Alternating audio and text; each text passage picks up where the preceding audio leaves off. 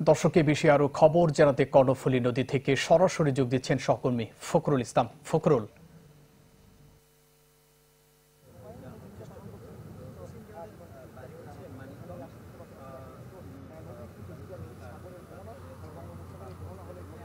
মঞ্জুর, আমি আপনার কথা শুনতে পাইনি, তবে প্রশ্ন যাই থাকুক আমি সবশেষ খবরাখবর দেওয়ার চেষ্টা করছি।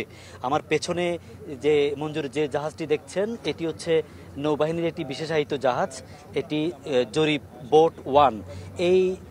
এই নৌযানটির নিচে একটি বিশেষায়িত যন্ত্র বসানো হয়েছে, মানে বসানো আছে, সেটির নাম হচ্ছে সোনার। যে সোনার দিয়ে পানির নিচে স্ক্যান করা যায়, অর্থাৎ নদীতে পানির নিচে বা একেবারে তলদেশ পর্যন্ত কি আছে সেটি দেখা যায়, অর্থাৎ ইমেজ পাওয়া যায়। আমরা যেটাকে ইমেজ বলি সেই ইমেজটা পাওয়া যায়। অর্থাৎ এই নৌযানটি দিয়ে সোনারের মাধ্যমে চেষ্টা করা হচ্ছে যে কর্ণফুলীর যে জায়গাটিতে সকালে বিমান বাহিনীর যে এয়ারক্রাফটটি বিধ্বস্ত হয়েছে সেটি কোন জায়গায় তলদেশে পড়ে আছে সেটি অবস্থান শনাক্ত করার চেষ্টা চলছে। এর মাধ্যমে শনাক্ত করে উদ্ধার তৎপরতা চালানোর জন্য এর পাশাপাশি নৌবাহিনীর একটি বিশেষায়িত জাহাজ, উদ্ধারকারী জাহাজ বলবানও প্রস্তুত রাখা হয়েছে। আমাদের আশপাশে সেটি অবস্থান করছে, পতেঙ্গা কন্টেইনার টার্মিনালের জেটিতে আছে।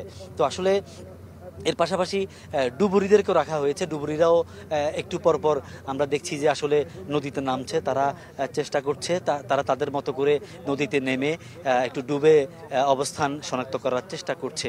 তো এটা আসলে তারা বৃহত্তর যে এলাকায় এই ঘটনাটি ঘটেছে সেই এলাকাটি তারা নৌযানের মাধ্যমে, স্পিড বোটের মাধ্যমে এক এক দিকে গিয়ে তারা সে কাজটি করছে।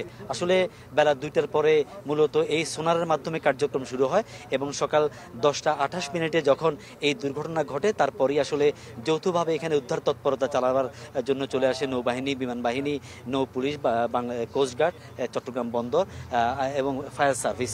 তো আসলে আপনি জেনে থাকবেন যে জুবাইর মঞ্জুর, এরই মধ্যে 2 জন পাইলটের একজন মারা গেছেন। তার মৃত্যুর বিষয়টি আমরা বিভিন্ন দপ্তর ব্যক্তির কাছ থেকে আমরা নিশ্চিত হতে পেরেছি।